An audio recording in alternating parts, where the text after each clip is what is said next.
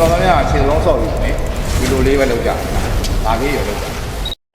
ကဲဒီခုကျွန်တော်ခန္ဓာကိုယ်နောက်ချမ်းကျော်သားတွေရဲ့နောက်ဆုံးကစားနည်းဖြစ်တဲ့ခြေဆုံးကစားနည်းပြပေးမယ်ကျွန်တော် VH ဂျင်မှာတော့ဒီလိုမျိုးဆက်မျိုးရှိပေါ့နော်တကယ်လို့ဒီလိုဆက်မရှိဘူးဆိုတော့စနစ်နဲ့ကစားလို့ရတယ်ဒါမှမဟုတ်လဲနံပါတ်တုံးကင်ပြီးတော့လဲဟိုအောင်ရင်းတဲ့တနေရာပေါ့နော်အဲ့အနေနဲ့ကစားလို့ရတယ်လိုက်ကြည့်နော်โอเค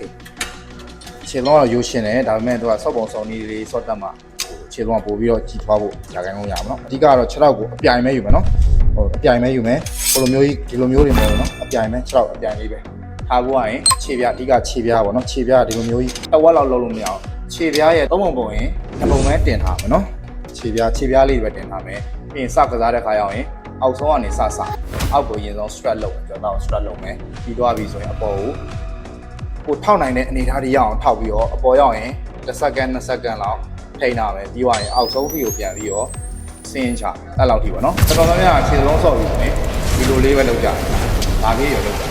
ဒါရောခြေလုံးကြော်တော့ဆွေးမျိုးလေးမဖြစ်ခြေလုံးကြော်တော့ပို့ပြီးတော့ထိရောက်မှုနဲ့လုံးဝ perfectly ဆွေးမျိုးလုပ်ချင်တယ်ဆိုရင်အခုကျွန်တော်ပြောတဲ့ technique တိုင်းဆော့ကြည့်အောက်ဆုံးထိ strength လုပ်မယ်ကြော်တော့ပြီးရင်အပေါ်ဆုံးထိထောက်နိုင်တဲ့ပမာဏထိရအောင်1 2 3ပြီးရင်ဖြည်းဖြည်းချင်းဆင်းမယ်ပြီးရင်အပေါ်1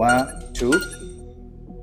3เนาะအဲ့လိုမျိုးဆော့ပြီဆိုရင်ခြေလုံးကြော်သားတွေလုံးဝအောက်တက်လာပြီးတော့ပိုပြီးထိရောက်တဲ့ feeling ရလာတယ်နောက်ဗီဒီယိုမှာတော့ခန္ဓာကိုယ်နောက်ချမ်းကြော်သားတွေရဲ့အနှစ်ချုပ်ဗီဒီယိုလေးကိုဆက်လက်ပြီးတော့ကျွန်တော်ပြပြပေးသွားမယ်အဲ့တော့ကြောင့်ကျွန်တော်တို့ page ကို like and follow လေးလုပ်ထားပေးပါကဲလို့သိလို့ရများ comment ပေးလို့ရများကိုလည်း comment မှာဝင်အောင်ဆွေးနွေးနိုင်ပါတယ်နောက်ဗီဒီယိုမှာပြန်တွေ့ကြအောင်